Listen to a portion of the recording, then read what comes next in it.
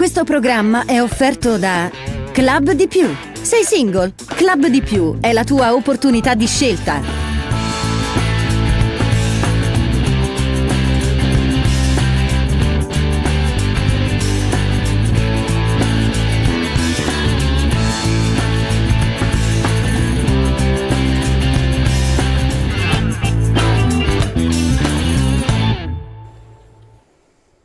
Cari telespettatori, rieccoci insieme. Come ogni venerdì noi siamo supportati dallo SPCGL del Veneto. Ben arrivata, ben ritornata a Rita Turati, segretaria generale regionale SPCGL. Grazie di essere qui con noi. Rosanna Bettella, ben ritornata, presente sempre anche il martedì sera per dare suggerimenti, perché bisogna di controllare le pensioni, fatele verificare. Sapete che ci sono a volte delle inesattezze, delle imprecisioni, diritti inespressi, e le sedi locali dello SPCGL del Veneto fanno dei controlli e delle verifiche che sono importantissimi. Detto questo, tra parentesi, entriamo nel merito specifico della nostra puntata odierna. Ai noi, perché bisogna sempre dire ai noi quando si parla di pensionati, mai un qualcosa di veramente positivo, sempre qui un po' a lamentarsi perché non tutto va bene. Un'esclamazione: troppi anziani poveri, il governo deve intervenire. Questo ha detto lei, segretaria, di recente, alla luce di che cosa? Che cosa è emerso? Allora, noi, come ormai i telespettatori sono abituati, perché appunto facciamo queste trasmissioni con una certa regolarità, siamo abituati appunto a leggere i dati. A leggere i dati, perché l'esercizio della rappresentanza, se lo vuoi fare bene, lo devi fare conoscendo chi rappresenti, no?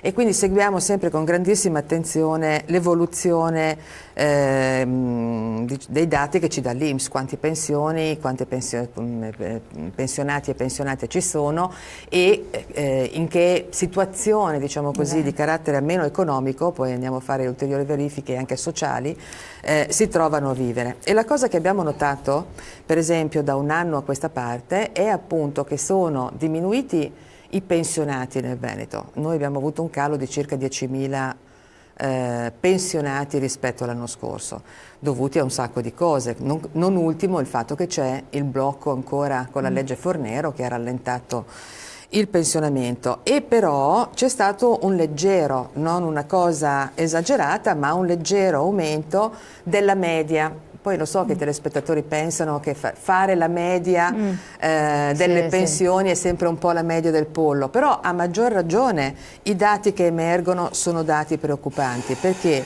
intanto noi... Abbiamo delle slide riguardo, magari slide dalla regia, eccola qua. Eccola qua. Perché in Veneto l'importo medio delle pensioni continua ad essere sotto i 900 euro al mese, lordi al mese. Quindi vuol dire, cioè è una conferma anche per i pensionati di quel che emerge dal 25esimo rapporto che l'Istat ha presentato in questi giorni, no? C'è una polarizzazione pazzesca fra chi ha in questo caso una pensione alta e chi ha una pensione bassa, perché se la media appunto su 1.260.000, adesso il numero esattissimo non me lo ricordo, di pensionati che abbiamo ha una media pensione di questo genere, lei capisce che insomma vuol dire che c'è ancora un problema consistente. L'altra cosa che viene fuori però è appunto che rispetto all'anno scorso c'è stato un leggero aumento dell'importo pensionistico. Allora noi abbiamo provato a guardare, no? Tenendo conto che questi dati, voglio specificarlo, sono relativi, qui manca l'INPDAT, cioè sono dati dal punto di vista economico in cui sono state estrapolate, diciamo, le pensioni medie un po' più alte, perché normalmente i pensionati del pubblico impiego hanno una media del valore economico un po' più alta. Quindi sono aumentate circa di un importo, come si vedeva dalla tabella di prima, di circa 12 euro, che è una sciocchezza, no? Però questo nasconde, se si va a vedere in profondità i vari livelli, nasconde, diciamo, un'evoluzione che noi avevamo previsto anche come organizzazioni sindacali del mercato del lavoro degli anni 60, fine anni 60 e tutti gli anni 70, cioè quando c'è stato il boom economico le persone avevano il lavoro, cosa che adesso manca, non solo, ma era un lavoro che, essendo organizzato e tutelato, perché c'è stata una fase di espansione anche delle organizzazioni sindacali e quindi nascita dello Statuto dei lavoratori, delle tutele, eccetera, eccetera, insomma, i pensionati che vanno in pensione, che sono meno dal punto di vista delle quantità, ma ci vanno con degli importi leggermente più alti. Questo è perché il valore economico dei contributi versati era decisamente più alto. Però la cosa che a me è allarmante, vedo qui, che è stata una grafica, è 1 su 3, cioè 412.000 anziani, stiamo parlando di 412.000, non numeri, vive con meno di 1.000 euro al mese.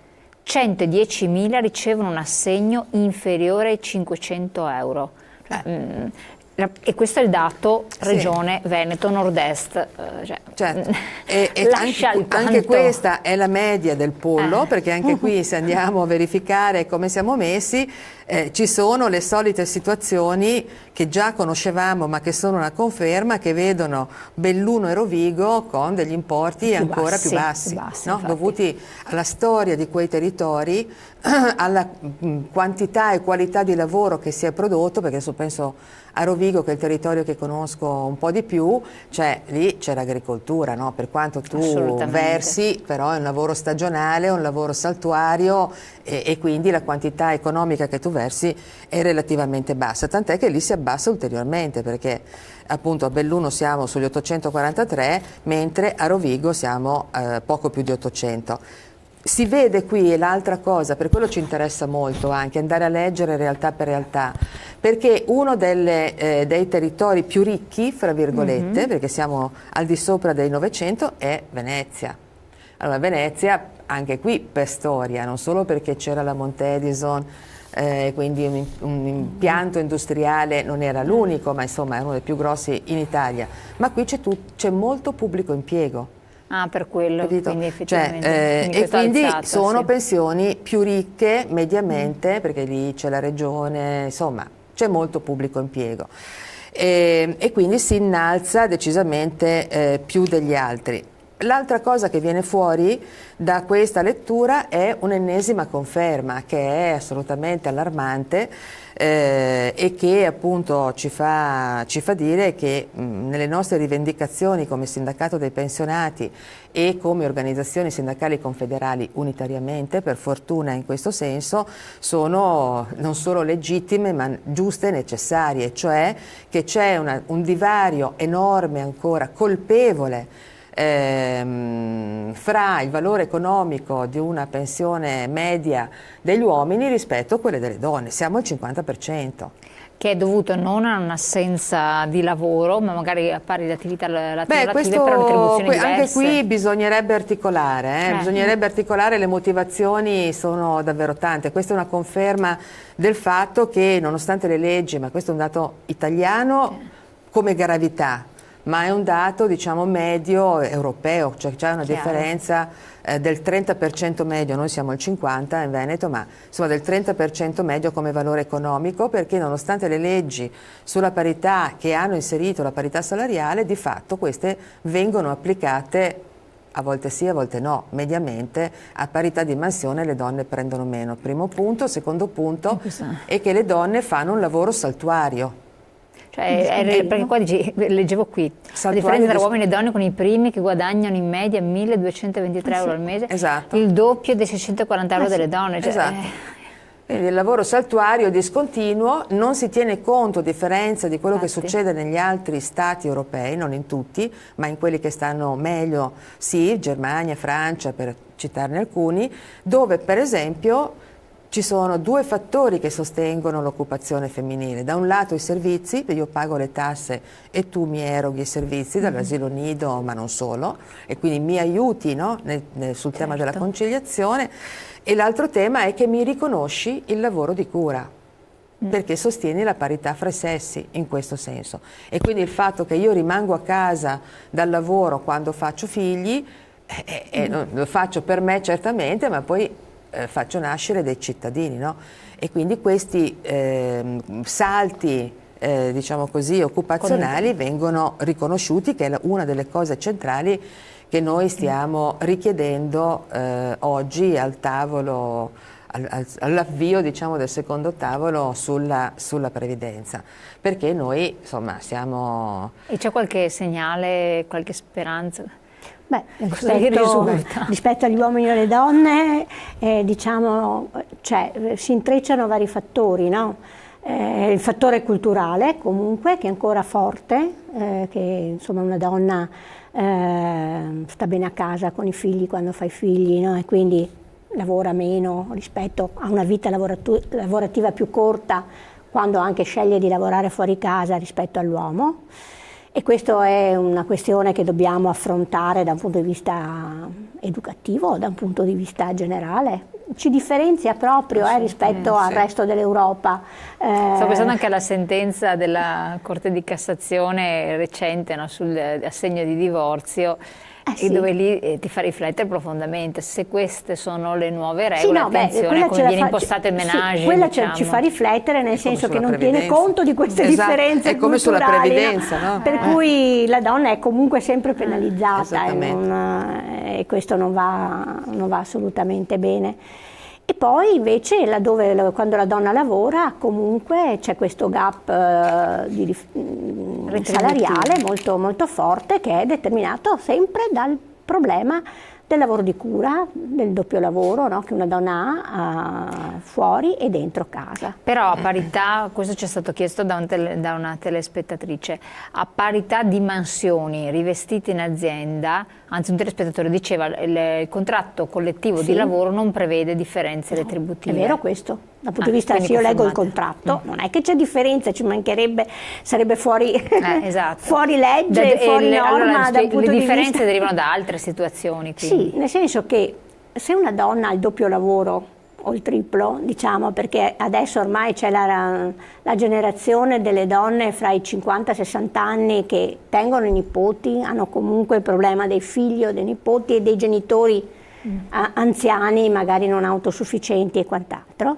Naturalmente una donna preferisce scegliere il part-time per poter affrontare questa fatto di cose, non fa straordinari, quindi non partecipa attivamente ai premi incentivanti che si basano molto spesso proprio sulla presenza al lavoro. Certo. No, ma se una donna, ripeto, non è che va a divertirsi ma va a fare un altro lavoro, bisognerebbe rivedere anche il modo di fare contrattazione decentrata rispetto a queste situazioni nei posti di lavoro. Assolutamente. Già ci sono stati dei passi in avanti, guardate che c'erano anni in cui quando si faceva contrattazione decentrata nei posti di lavoro non veniva dato il salario accessorio a una donna che era a casa in maternità. Sì, certo. E quindi, perché dicevano non c'è, quindi non partecipa. Adesso quindi invece c'è già è stato un passo avanti. nei mesi di astensione obbligatoria è obbligatorio dare il premio incentivante, insomma, anche alle donne, perché comunque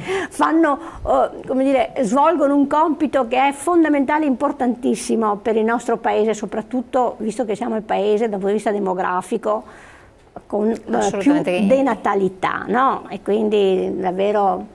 Ecco, ma alla luce di tutto questo, a voi risulta che ci sia una sensibilità governativa a venire incontro da questo punto di vista? Il sindacato a livello unitario si sta muovendo in questo senso o siamo in un cul-de-sac, cioè quindi in un momento di... Rispetto a cosa? Perché... Proprio in queste richieste di poter aprire, di poter valutare questa situazione e quindi chiedere una contribuzione ulteriore, cioè una partecipazione ulteriore. Sì, ci sono stati periodi più bui e periodi meno bui, perché bisogna anche riconoscerlo. Poi ci sono anche direttive europee che comunque... costringono i governi a mettere in pratica politiche così di promozione e del lavoro femminile. C'è un obiettivo a cui si dovrebbe tendere, no? Un obiettivo che è avere almeno il 46% di occupazione femminile e noi ancora siamo sotto il 30. Siamo sotto, non ci siamo. Ah, quindi c'è un obiettivo del 46%? Sì, gli obiettivi di Lisbona. I cosiddetti obiettivi. Giusto, è vero. Che puntualmente l'Italia non ne rispetta neanche uno. Di cui non si parla neanche uno. Anche perché poi se non si rispettano entro ci sono anche delle penali, no? Quando siccome questi devono essere raggiunti entro il 2021, 20 o 21, adesso scusate, non mi ricordo bene, perché poi appunto ce li dimentichiamo. No, perché non se ne parla molto. Ce li dimentichiamo, e invece dovrebbero sempre essere all'attenzione di chi vara leggi, insomma, di chi fa le leggi. Assolutamente, con questi figurarsi. Situazione quindi di povertà, qui stiamo parlando di povertà. Sì, di povertà. Qui volevo connettere questa discussione appunto perché noi facciamo la lettura di questi dati, no? Ovviamente per mettere a punto diciamo così, una fotografia dei bisogni che in questi anni di crisi si sono moltiplicati fortemente, e per poi mettere in campo delle rivendicazioni, queste sia a livello nazionale che a livello territoriale, con la contrattazione sociale, come noi la chiamiamo, in rapporto ai comuni, alle aziende sanitarie, alla regione, eccetera, eccetera. Ma appunto anche a livello nazionale. A livello nazionale, come dicevamo prima, noi abbiamo un tavolo aperto con il governo sulla fase 2 della previdenza, ma qui c'è un punto, perché cioè, la cosa che questi dati due punti, mettiamolo in questo modo, che questi dati mettono in evidenza quali sono. Che adesso c'è questo diciamo leggero miglioramento dovuto nella qualità dell'assegno pensionistico, dovuto al fatto che stanno arrivando alla pensione ormai da qualche anno persone che hanno un bagaglio contributivo pieno, più importante. Ma che cosa succederà fra qualche anno? No? Quindi c'è un primo problema quello di cui enorme. non si vuole mai guardare. Ecco, tenendo conto poi del fatto che per esempio noi siamo di fronte ad un accordo fatto il 28 di settembre dell'anno scorso, molto importante, quello che ha introdotto la nuova 14ª, e quindi anche questo migliorerà, attenzione, perché le persone, adesso voi non potete ricordarvelo, ma in una delle precedenti trasmissioni che abbiamo fatto, qui si dice appunto che 500, aspetta un attimo, che un terzo, ecco, delle 412.000 persone che vivono, pensionati che vivono al di sotto dei 1.000 euro al mese, di queste 110.000 sono al di sotto dei 500, ok?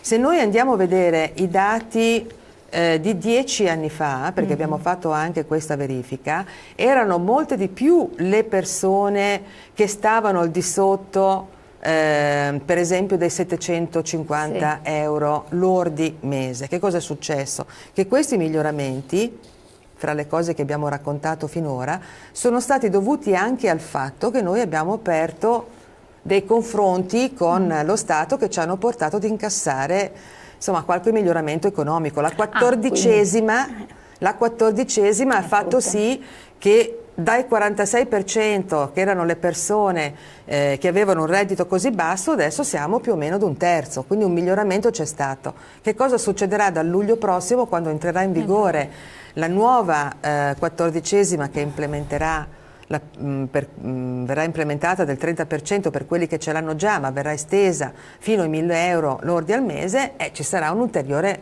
miglioramento, ma è frutto di un'azione anche sindacale. Ovviamente, questo è importante ricordare. Ma l'altra cosa importante, tornando al lavoro e tornando ai giovani, è che cosa succederà in prospettiva, perché senza lavoro questo sistema previdenziale non reggerà più. Allora bisogna sbloccare, tornare a dare flessibilità al sistema previdenziale, perché noi abbiamo un sistema previdenziale che non ha ancora un limite massimo, adesso per farmi capire, all'età pensionabile. Cosa vuol dire? Vuol dire che adesso cioè le aspettative di vita, ecco, che adesso arrivano a 60 per la vecchia, 84 e qualcosa per la 67 anni e 66 anni e 7 mesi per andare in pensione. Sull'età pensionabile. Sì.